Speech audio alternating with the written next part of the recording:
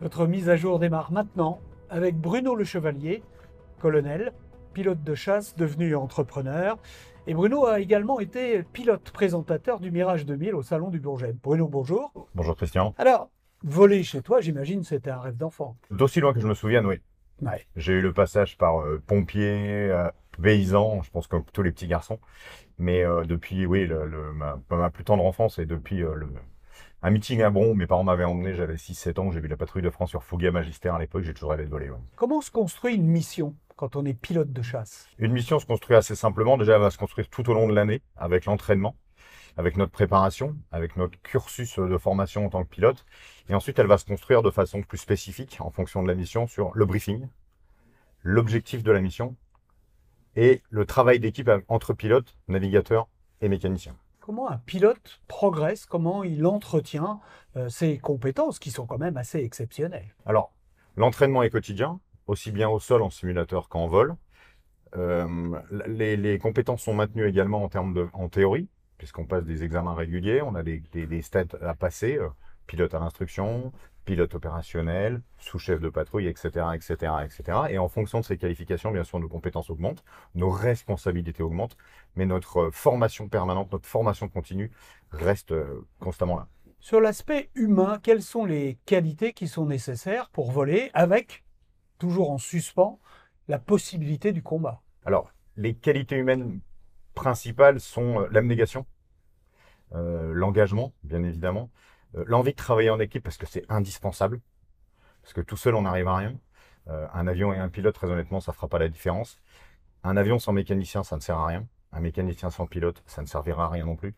Donc, ouais, c'est un travail d'équipe. Alors, on ne vole jamais seul, ça c'est important. Quelle est la part du travail collectif? Comment on l'entretient? Comment on l'organise ce travail collectif? En fait, le principe de l'armée de l'air est de faire voler un avion à un pilote pour atteindre une mission bien particulière, c'est de transformer l'intelligence individuelle en performance collective. Et c'est là où je suis persuadé que dans les entreprises, c'est ce qui manque. Et très honnêtement, c'est ce qui fait que la part de l'individuel est très importante, parce qu'on est tout seul dans l'avion, on est deux avec un navigateur, donc on prend les décisions toutes seules. Mais elles ont été entraînées, elles ont été apprises et elles ont été anticipées avec toute l'équipe autour, les mécaniciens, les contrôleurs, les ingénieurs météo, etc., qui nous permettent d'optimiser et de travailler dans de très bonnes conditions. Qu'est-ce qu'on fait là-haut du droit à l'erreur? On parle beaucoup de ça dans les entreprises pour progresser. Est-ce que toi, là-haut, tu as le droit à l'erreur? Alors là-haut, non. C'est pour ça qu'on s'entraîne en bas, qu'on a le droit à l'erreur en bas pour éviter d'avoir ce fameux facteur X en vol. Bien évidemment, ça peut arriver. Dites-vous que tout ce qui devrait arriver va arriver. Donc on va anticiper tout ça. Et si jamais un jour on arrive à cet extrême, l'adaptabilité fera que, l'entraînement fera que, la condition physique fera que, etc. Mais normalement, on n'a pas le droit à l'erreur.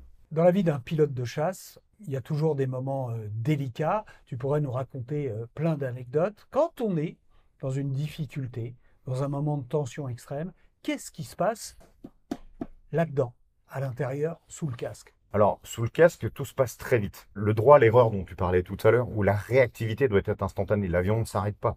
On vole à des vitesses qui sont assez conséquentes. L'avion ne peut pas faire pause, descendre et regarder, faire un constat, ça ne sera pas possible. Par contre, ce qu'on peut faire, c'est s'appuyer sur les autres. Et pour ça, on a quasiment la chose la plus importante qu'est ça, c'est le cordon de communication avec le sol, avec l'autre avion ou avec le navigateur qui est derrière nous. On n'est jamais tout seul. Le plus important, c'est accepter, communiquer pour essayer de réparer ou d'anticiper ce qui va se passer. Bruno, quelles sont les clés d'interprétation de ta conférence? Les clés d'interprétation de ma conférence sont assez simples. C'est transférer tout ce que moi j'ai pu apprendre en tant que pilote, capitaliser sur les échecs parce que peu de gens le font, pour que ce soit non pas ce qui va vous définir, mais le socle de votre réussite. Bruno, comment se construit une mission de pilote de chasse? Alors, une mission de pilote de chasse, ça va se construire comme un projet d'entreprise pour vous. On va partir d'un point A, qui est un constat, ou une définition, ou une mission, ou un objectif, ce que vous avez, vous, avec vos objectifs commerciaux, vos objectifs industriels, etc. Après, on va récupérer, on va faire une réunion, on va coordonner tous les moyens, ingénieur météo, contrôleur aérien, mécano et pilote, comme vous allez faire avec toutes les richesses de votre entreprise.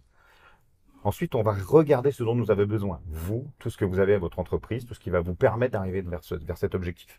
Et ensuite, on va définir plein de points de passage avec des temps donnés, avec des réunions à prévoir, avec plein de choses. Ensuite, à partir du moment où on décolle, et ben là, c'est parti. Par contre, ce qui va rester dans la mission, c'est l'accompagnement. Comme vous n'allez pas laisser vos équipes sans accompagnement. Et ben nous, c'est pareil. On est accompagné par les autres pilotes. On est accompagné par les contrôleurs aériens de l'AWACS, donc il y a un avion radar au-dessus, par les contrôleurs au sol. Et ça, vous n'avez jamais, jamais, jamais lâché vos équipes, comme nous, on n'est jamais lâché tout seul dans le ciel. Ensuite, la mission, elle est atteinte, pas atteinte, ça peut arriver. Par contre, on capitalisera toujours sur les échecs, comme vous devez faire. Bruno, merci. Merci, Christian. Bruno Le Chevalier est à retrouver avec sa fiche complète sur le site lesspeakers.com. Et pour ma part, je vous donne rendez-vous très vite pour une prochaine mise à jour.